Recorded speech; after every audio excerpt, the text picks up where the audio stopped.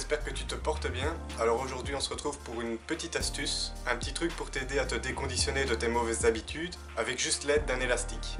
Alors tout comme il est possible d'apprendre de nouvelles habitudes, bonnes ou mauvaises, il est possible de s'en défaire. Par contre c'est souvent plus difficile de se défaire d'une mauvaise habitude que de l'apprendre.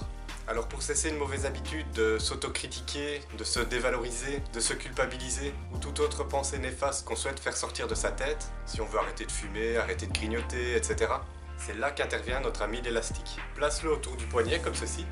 Et lorsque tu as envie de céder à la tentation de ta mauvaise habitude, que tu as envie de t'allumer une cigarette ou qu'une pensée néfaste survient par exemple, tu saisis l'élastique et tu le relâches. Juste histoire de le sentir, hein, pas besoin de te faire mal ou quoi que ce soit, c'est juste pour ressentir un léger inconfort.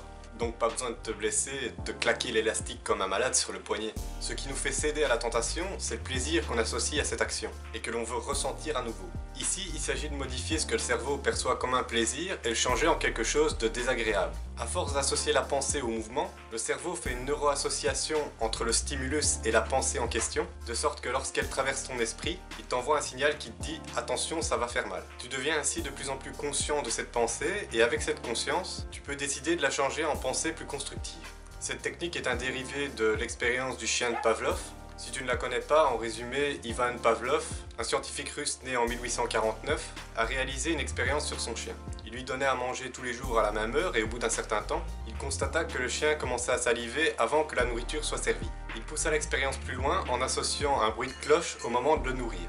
Au bout d'un certain temps, le chien associa le son de la cloche à la nourriture, et Pavlov constata que le chien salivait dès que la cloche sonnait, et ce, peu importe le moment de la journée et si la nourriture avait été servie ou pas. Et notre cerveau ne réagit pas différemment que celui de ce chien. Les recherches sur la plasticité du cerveau démontrent qu'il a la capacité de créer de nouvelles connexions neuronales, et ce jusqu'à la fin de notre vie.